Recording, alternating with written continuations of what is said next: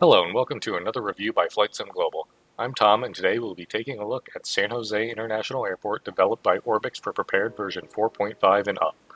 San Jose Airport is located around 4 miles from San Jose, California. As of 2018, it is the second busiest Bay Area airport by passenger count, sandwiched between San Francisco International and Oakland International. The airport's busiest domestic destinations by passenger include Los Angeles, San Diego, Seattle, Orange County, and Las Vegas. The busiest international destinations include Guadalajara, Vancouver, San Jose de Cabo, London, and Tokyo. Southwest and Alaska Airlines hold the largest percentage of traffic at the airport. Orbx's version of San Jose includes SO jetways, the use of dynamic lighting, points of interest around the airport, and blending with both Truth Northern California and the original NA Northern California region. Now, before moving on to the product itself, I want to preface this review. Some viewers may think that I'm being overly harsh with things I'm pointing out with this release. I will be pointing out many smaller items that I determine to be inaccuracies or general flaws. There are many things I will point out that the average user would not typically notice or even care about based on how they value the product themselves or the location of the flaw. What is an acceptable flaw or not is obviously down to individual preference, but I wouldn't feel as if I was properly doing my job as a reviewer if I did not point out what I found, good or bad, so that potential buyers can make a well-informed decision with as much information as possible. A lot of items I pointed out I myself typically wouldn't notice in casual use, but that doesn't change the fact that they are there. I looked over the product the same way I would any other.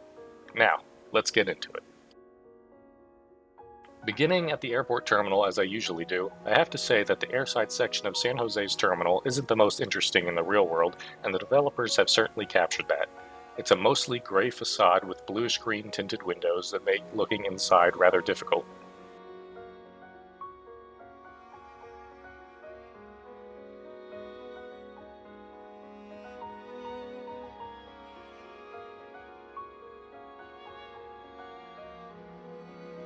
The landside area of the terminal has a lot more architectural design, which I'd say is pretty well detailed given the fact that it won't be seen much at all from the cockpit.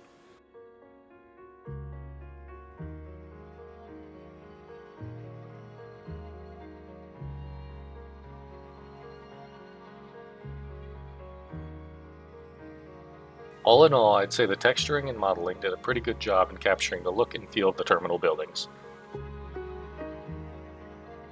As far as discrepancies go, there were some areas where the place where the jetway connects to the building was slightly off from what looked to be the intended spot, as the textures were somewhat different.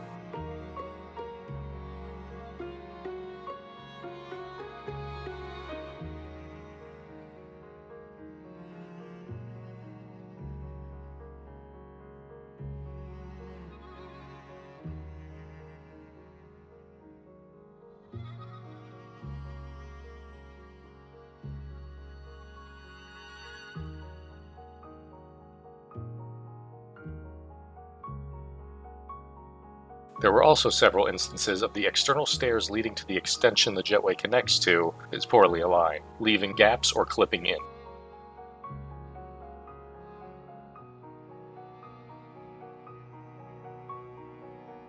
Behind the terminal is the parking lots, parking garage, and rental car area. Overall, the structures are pretty well detailed as the terminal, and are generally what I would expect from a structure in a less viewed area.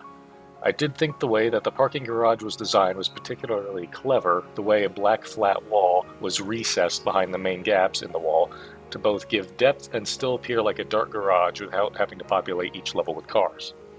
Also, speaking of cars, the airport has very few. The top of the parking garage, the passenger pickup and drop-off area for the most part, and most of the other surrounding parking lots are completely barren, making the airport feel a bit lifeless or just completed construction. Hourly Lot 5 and Daily Lot 6 didn't even have markings, and the latter is in a place that is definitely visible from the airside portion of the airport. Orbx developers have stated that this is to make the airport more performance-friendly since the location is already fairly heavy, but having a control panel option to allow each user to decide their desired level of cars based on their own performance should be included, in my opinion, instead of simply using the least effort method for everyone and calling it a day. Daily Lot 4 and all but 2 of the parking lots on the opposite side of the airport that are on airport property do have cars. A number of office buildings behind the terminal were also modeled, but some other nearby structures weren't, including some highway interchanges and fuel storage tanks. The highway overpass does look rather convincing on approach and is hard to see from airside, but the fueling tanks were just to the side of the runway 12 left approach path and could be seen taxiing to the hold short lines. Moving to the buildings to the southeast of the terminal, most are, from what I can tell, nicely modeled and textured. Not much else to note with the buildings here.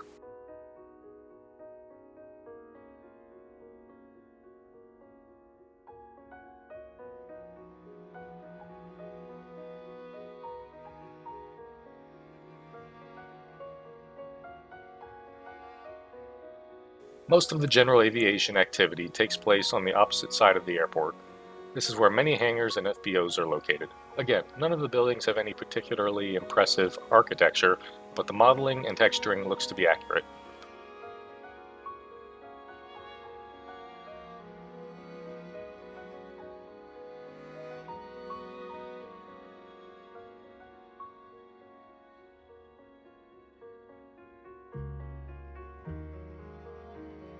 The few issues I noted here were that some of the hangars with open doors seem to lack a ceiling texture, so if you get close, you get an unexpected skylight, something that might be a distraction to GA flyers. Some buildings are also misaligned with the satellite imagery, not excusing it, but they are in an area further from the nearest taxiway and are surrounded by a wall, so you don't see it unless looking down from above. This side of the airport has 2 empty parking lots. However, Google Maps shows one to be empty, while Bing Maps shows it to be used as some sort of vehicle storage facility, so its representation is fine as is in my mind. The other unpopulated lot does show to have normal use, and is directly adjacent to the taxiway and ramp, so I'm not sure why this one isn't populated, but less visible ones behind the FBOs are. The main issues I took with this side of the airport is that the general lack of clutter or detailing objects in static aircraft. Around some buildings there are areas of pure satellite imagery on the air side that show vegetation or other objects. There is also a distinct lack of any sort of miscellaneous objects or even the usual people flow tech that I can't help but feel that previous Orbx releases would have without a doubt modeled in these areas to give virtual GA pilots more to look at in highly visible spots. To clarify, animated people are present at the gates, just not at the FBOs. FlightAware also shows that this airport sees a substantial amount of GA traffic, but not a single static GA plane is present, nor is there an option present in the control panel to give users the option to use it if they deem the performance acceptable. This side of the airport looks pretty abandoned or unnaturally clean with its lack of fuel trucks, any other service vehicles, or even a stray cone or two that I've come to expect from Orbx products and have always loved about them. And the same could be said for the buildings to the southeast of the terminal. A number of buildings landside behind these hangars and FBOs were also modeled. I noticed the same missing ceiling texture on the Avaya Stadium as well, which is also visible from the taxiway and T hangars.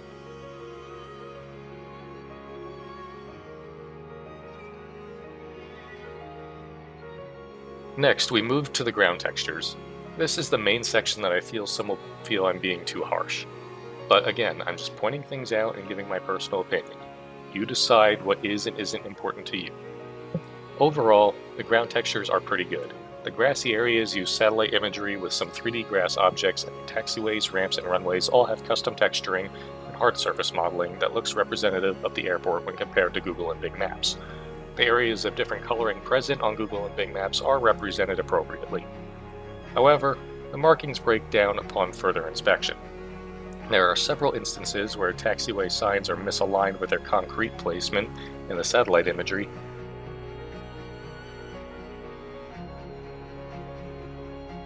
Some of the areas where the taxiways in the satellite imagery bleed out from under the model taxiways. Some misaligned service vehicle roads and missing stop markings. At the terminal, the markings for different aircraft stop locations aren't present. some of the engine caution marking areas don't have the symmetry they do in the real world while others do.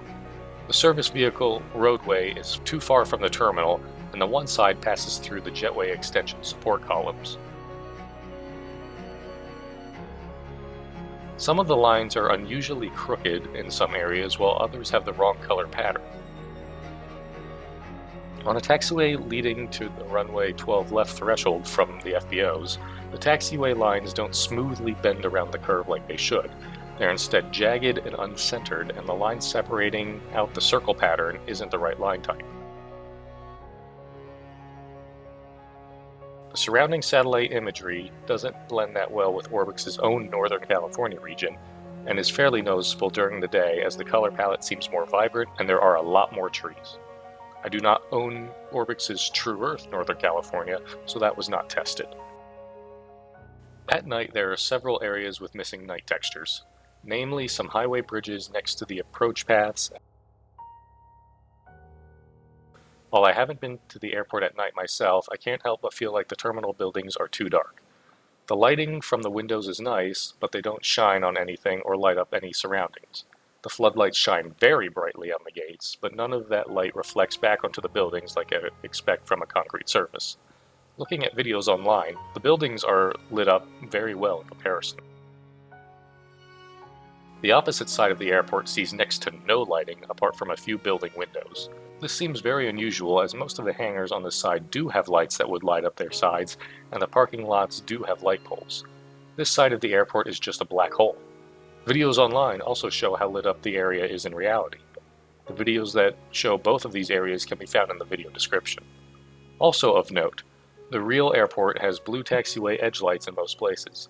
The in-sim airport has the actual light point modeled at night, but not the light poles or the texturing for where they stand. I did like how the green taxiway center lights were done, with the different geometry of the light being present. Overall, this airport could be hit or miss for you based on what is important to you and what you fly and when.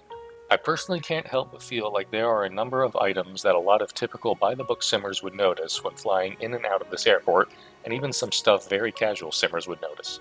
While California is a performance-heavy area in general, San Jose didn't hit my performance too significantly during the day. At night, however, the lighting that is present seemed to tank my frame rate substantially. In my opinion as a reviewer, the airport just doesn't stack up to the level of quality I've come to expect from Orbx. For a whopping $39.95 Australian dollar, or roughly 28 US dollar or 24 euro, I can't help but feel that price is a bit ridiculous for the omission or inaccuracy of so many details. Yes, the airport does its job for the most part, and there will be many who don't care about the things I've taken issue with, but I simply can't see the justification at that price point. It just doesn't feel like a typical Orbx airport.